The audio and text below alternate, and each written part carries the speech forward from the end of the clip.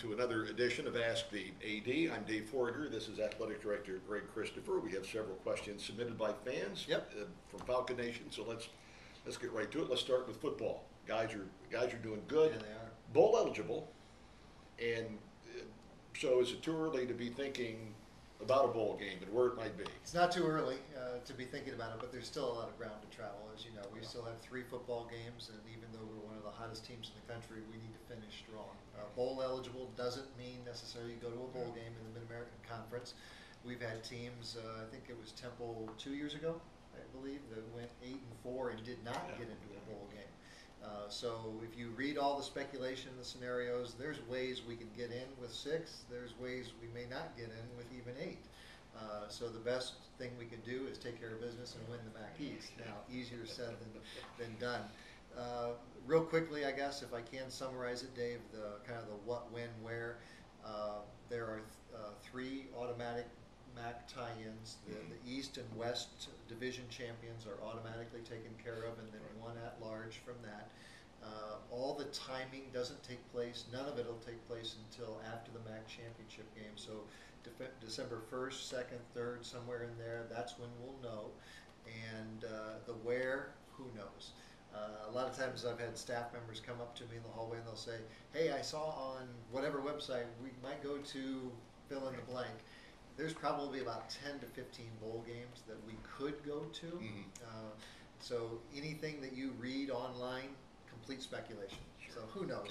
Now, we have started actively marketing ourselves to some of those bowl games because it's a little bit of a beauty contest, and we will continue to do that. We think we've got some great things to sell with this program and our fan base, but at the end of the day, we just need to win football games. So the university contacts people that are in charge of these bowl games to say, hey, take a look at us. Yeah, we've got a little marketing piece about the university, about the program, and we again have started reaching out to those bowl games that we think we could be in the mix for, and that would include not only the MAC bowl games, but some of these other bowl games that if you start looking at their conference affiliations, they may not fill up with, say, a Big Ten or an ACC contracted team where there may be some openings. So that's the shortest way I can think I can put something that's really complex and confusing, frankly. Okay. Let's talk about basketball. Sure. A couple of exhibition games are coming up this weekend. So your thoughts on how our basketball teams may do? I think this is going to be a really interesting season. The best way to summarize them both, I think both teams are going to be interesting for different reasons. I think they're both going to have positive seasons. I don't think it's out of the question to say you're going to have a couple of winning seasons and teams that ought to be able to compete for the MAC regular season championships, put themselves in contention for a nice run in the tournament and frankly postseason in both cases. So should be fun to watch. Jennifer Roos, of course, the new women's coach. A lot of people will be looking to see about that, how they do in the transition, and I'm guessing it'll be. We've talked with her and with some of the players. Pretty much a seamless transition, I would think. I think yes and no. I mean, if you watch and talk with Jennifer the last 6 months, she'll tell you it's anything but seamless. But I think the continuity is there. There's no doubt about that. But at the end of the day, it's a new head coach. New systems that'll be familiar, but also a lot of new faces on that team. So, but again, it's going to be exciting for both teams to get started this weekend. Let's go off the sheet here for just a minute. Let's talk about volleyball. They've had a really great season with the new head coach. Daniela's done a nice job, and credit to the student athletes for buying in through that transition. And it was clear that Daniela inherited a nice foundation. Sure. But they've had a terrific season, and looking forward to, they've got, I think it's 2 weekends left now, and then they head into the MAC tournament, which now is just about positioning themselves and potentially making a run for the tournament championship. Women's soccer, season's over. Yep. New head coach is to be hired. Can you give us an update on where we stand with that? Time to get the search underway. We were just meeting about that. We'll meet with the team here in just about an hour and talk with the team about the process that we posted the position last week, so now we have to go through a waiting period to accept applications, and then we'll start interviews. As as soon as that posting period is done. But our goal is to move it along as quickly as possible. And Kelly did a nice job this season in a really awkward situation, really keeping the entire team half full versus half empty. Even though they didn't have a lot of positives to point to this fall, I expect her to be a candidate, and then we'll go through the process. And our job is to find the best person for BGSU. But Kelly Evans, as you Yes. talked about there. Kelly. Graduation success rate. That's always a good thing to talk about when it's at 82%, like it is here at Bowling Green State University. Whether it's our GPAs, our graduation rates, the GSR, the APR, the alphabet soup of the academic world, our student athletes do a great job. And that's probably the easiest way to put it. And it's a credit to our coaches and the kids they recruit. It's a credit to our faculty and the entire institution. But the bottom line is our student athletes outperform the student body at the university, and then they outperform other student athletes at other Division I schools too. So really strong group of student athletes.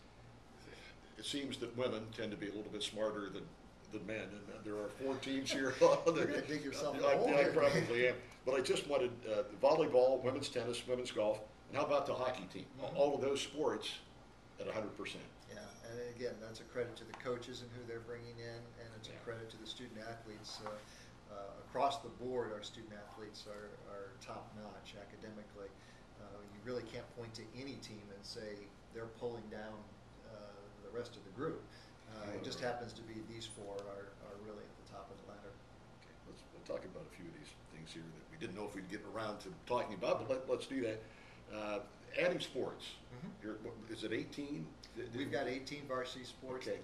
I get asked this from time to time. Sure. Could we add this? Could we add that?